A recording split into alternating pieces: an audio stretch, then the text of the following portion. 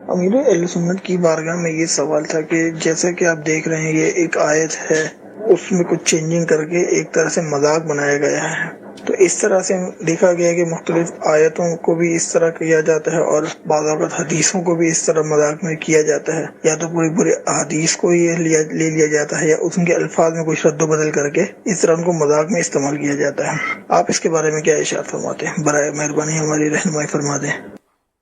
اللہ کریم ہمارا ایمان سلامت رکھے۔ مسلمانوں کا یہ طریقہ نہیں ہے۔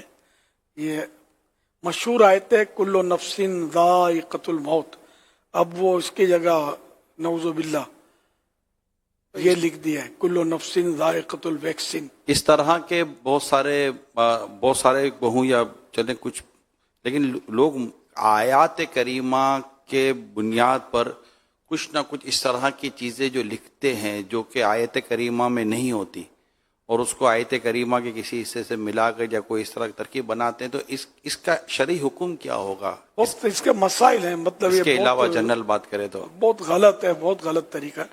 اب اگر نعوذ باللہ واقعی استہزاء بالقرآن ہے، قرآن کا مذاق اڑانا مقصود ہے، تب تو کافر ہو جائے گا ایسا کہنے والا۔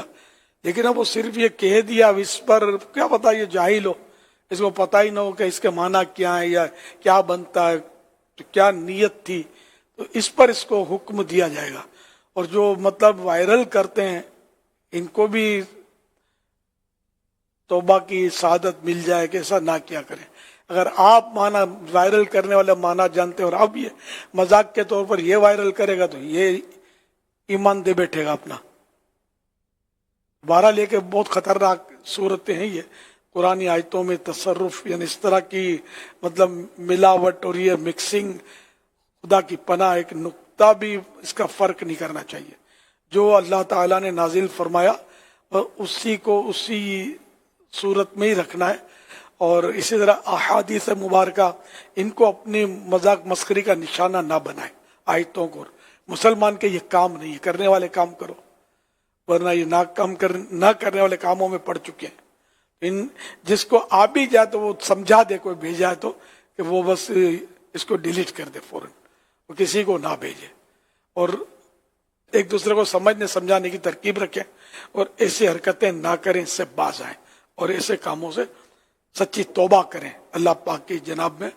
اللہ پاک کا آپ کے باپ کا کوئی بات ہو، آپ کے والد صاحب کی اچھی سی بات ہو، وہ قرآن کریم میں کوئی اچھی کے علاوہ بات ہی نہیں ہے۔ قرآن کریم تو پورے کا پورا ایک ایک حرف اچھا ہے، اللہ پاک کا کلام ہے، تو آپ کے باپ کا کوئی اچھا سا کلام ہو، کوئی قول ہو، اور اس کو کوئی تبدیل کر دے اور مذاق بنائے تو کیسا غصہ آئے گا، کھوپڑی پھاڑ دو اس کے میں۔ میرے باپ کا مذاق اڑاتا ہے، میرے باپ کی بات کو مطلب ہنسی بناتا ہے، آپ کا خون کھول اٹھے گا۔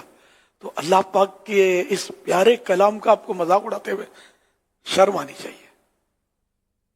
جو مذاق اڑائے اللہ کے کلام کا وہ تو کافر ہے، لیکن یہاں چونکہ اب جس نے یہ ہم کو بھیجا، اب خدا جانے اس نے لکھا کسی نے لکھا، اب جس نے بھیجا ہے جس کی بھی اس میں نیت، اگر قرآن پاک کا مذاق اڑانے کی نیت ہے جب تو کافر ہوگا۔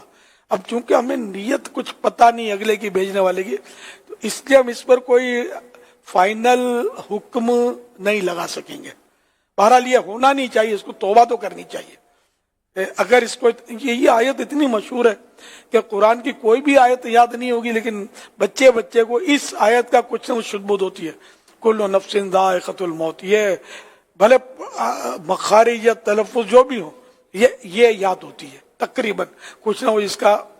اور یہ جیسے یہ کوئی لکھے گا بولے گا تو ہمارے بھی ذہن میں فوراً سب کے ذہن میں آئے گا کہ یہ الموت کو ہٹا کر الویکسین کر دیا ہے۔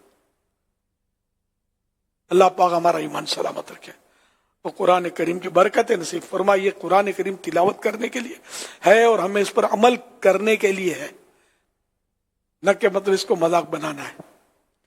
صلو علی الحبیب صلی اللہ علیہ وسلم۔